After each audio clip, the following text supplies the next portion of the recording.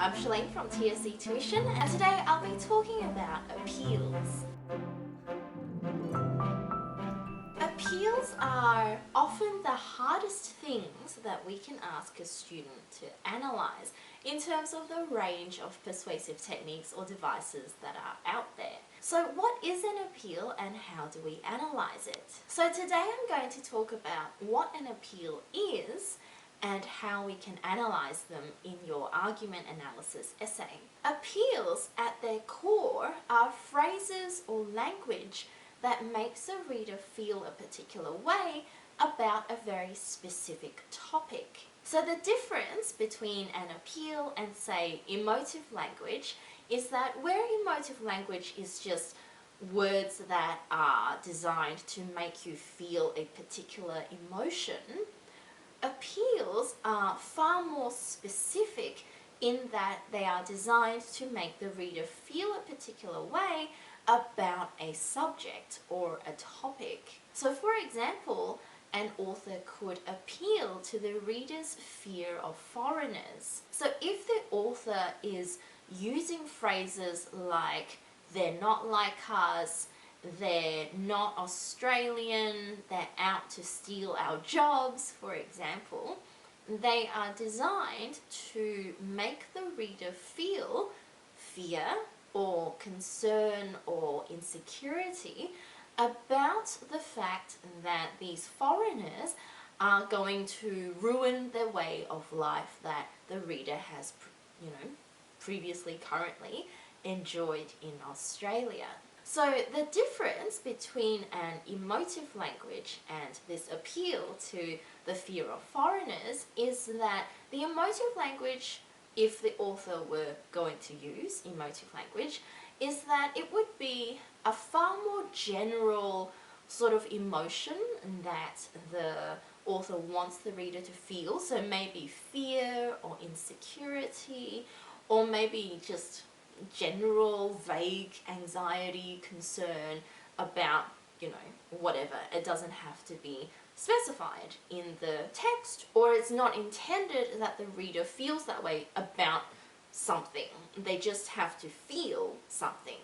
Whereas an appeal is far more specific in that it's really closer to a thought rather than an emotion. So another example could be that an author appeals to the reader's concern for our children's future. So if the author is saying something like, in 20 years' time, our children will never know the kind of childhoods we had, our children today will never experience the joy of our childhood, etc., etc., things like that. It is designed to make the reader feel a sense of loss or concern or nostalgia or passion about the kinds of childhoods that the reader has had, and this fear and concern and anxiety about future children not being able to experience that as well. So as you can see, again, appeals are very specific. They are there to make the reader feel a particular way about a particular subject. Now, once you've identified what this appeal is and you've named it, how do we analyse it?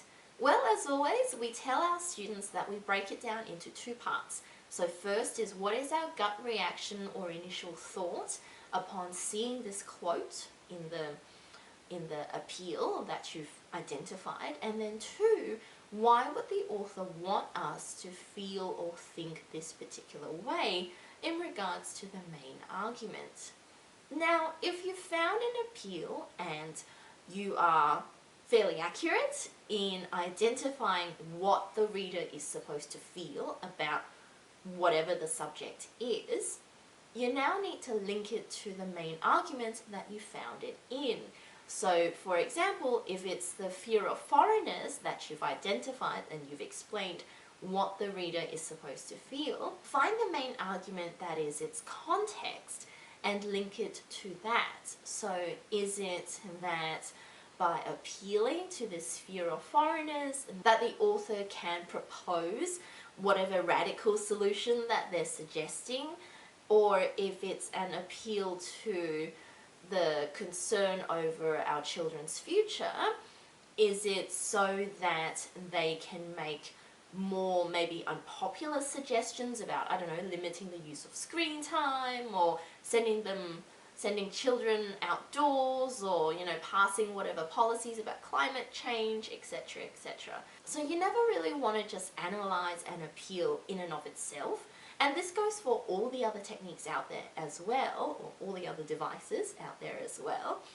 You really want to contextualize it in the argument that you found it in. Remember that techniques or devices do not exist in a vacuum. That is, authors don't just use them because, you know, for fun's sake. They use them in order to reinforce or to put through a message, or to, you know, tear down an opposing argument so that their arguments are stronger and therefore more persuasive. So I hope that was helpful. As always, like and subscribe to all of our social media so you get our latest tips and tricks to achieving your best in your English subject.